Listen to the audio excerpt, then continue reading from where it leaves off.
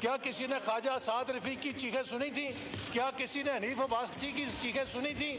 क्या किसी ने शहबाज शरीफ या नवाज शरीफ, मरियम नवाज, हमजा शहबाज, शाहिद खाकान मेरी चीखें सुनी थी? हमने ख्वाजा आसिफ की चीखें सुनी थी किसी ने? हमने अल्हम्दुलिल्लाह बहादुरी के साथ सामना किया है। हम चीखे नहीं थे इसलिए कि हम हक और सच के ऊपर थे।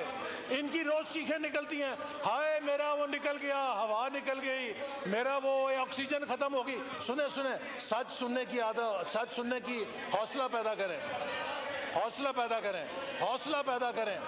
फिर जी तशरीफ रखें, सुन ले, हौसला पैदा करें, हौसला। आपकी बात सुनी है ना मैंने, लीडर ऑफ ऑपोजिशन साहब, आपकी बात अमल से सुनी है, अब आप जवाब सुनने का हौसला पैदा करें। हाँ तो फिर चुप करके बैठ के सुने जरा। सो जनाब स्पीकर, आज ये जो कुछ इनके साथ हो रहा है ये किसी का किया हुआ नहीं है।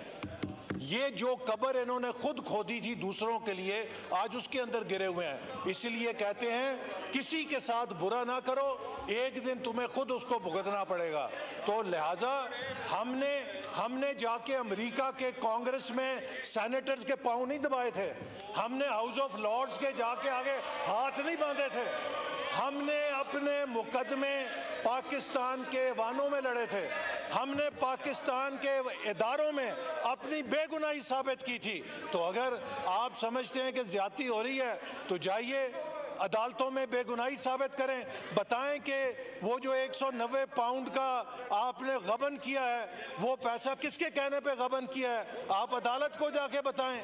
आप बताएं कि जो तोहफे आपने बेचे हैं वो किसके कहने पे बेचे हैं, कि आपके सिक्योरिटी गार्ड को महंगे तोहफे मिले हैं और वजीर आजम को सस्ते तोहफे मिले हैं। मुझे बताएं दुनिया का कौन सा मुल्क है कि जो वजीर आजम के स्टाफ को महंगे तोहफे दे रहा है और वजीर आजम को सस्ते तोहफे दे रहा है। तो जो आपने हेरे फेरियां की हैं, आप दूसरों से रसीदें मांगते थे, आपसे तो ये कहा जा रहा है कि आप भी रसीदें दिखा दें। जब आपसे कहा जाता है रसीदें दिखाएं, आपकी चीखें निकलती हैं।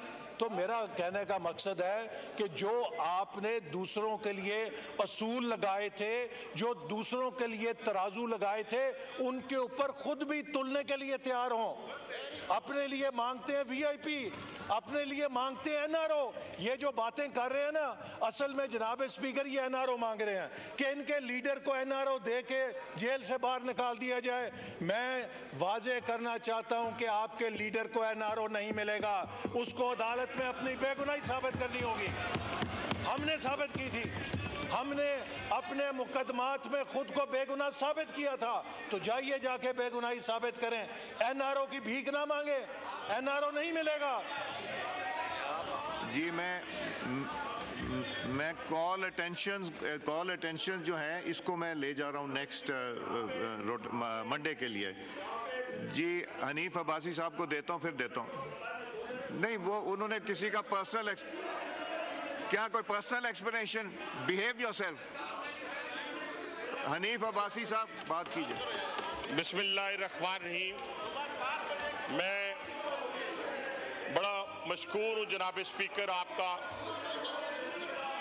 और आज जिस तरह लीडर ऑफ द अपोजिशन ने बातें की हैं, मैं ऐसर इकबाल साहब ने सारी बातें कर ली हैं और बड़े अच्छे पैराए में की हैं, ऐसे तरीके से की हैं। लेकिन मैं लीडर ऑफ द अपोजिशन को बलूचिस्तान का जो दर्द आज उठा है, मैं उनको याद करवाना चाहता हूं कि ये बुनियाद बलूचिस्तान के अंदर महरूमी की बुनियाद दादा अबू ने रखी थी और दादा अबू के ऑपरेशन के बाद वहां पर लोग जो थे पहाड़ों पे चले गए थे। ये रिकॉर्ड की बात है, ये तारीख की बात है। अब आ जाएं, दादा अबू कौन? अब आ जाएं, इनकी तकालीफ का जिक्र हो रहा है और मुझे बड़ा अफसोस होता है कोई पॉलिटिकल वर्कर जो है जब वो जेल में जाके चीखें मार रहा हो तो उसे सियासत से दस्तबरदार हो जाना चाहिए। ये कैसी जेल है जनाब स्पीकर, जिसके अंदर देसी मुर्गी भी मिल रही है, जिसके अंदर मक्खन भी है, ट्रेड मिल भी है। जरा सुनते जाएं, और ट्रेडमिल के साथ साथ सुनते जाएं, 90 मीटर का पूरा लंबा सेल भी है। और उसी के अंदर जनाब स्पीकर ये डिमांड भी की जाती है कि आज सुबह का नाश्ता जो है उसमें, मुझे रेस्टोरेंट का नाम मैं इसलिए नहीं लेता, मुनासिब नहीं है, इस्लामाबाद से लाकर दिया जाए। जनाब अली, आप मासी वेड़ा ना बनाएं। आप जेल में आए हुए हैं। पाकिस्तान की तमाम जेलों के कैदियों को ये सहूलियात मुयस्सर होनी चाहिए जो बानी पीटीआई को मुयस्सर है, सबको होनी चाहिए। और फिर दूसरी बात जनाब स्पीकर, दूसरी बात, हम में से कोई लोहे का बना हुआ नहीं था।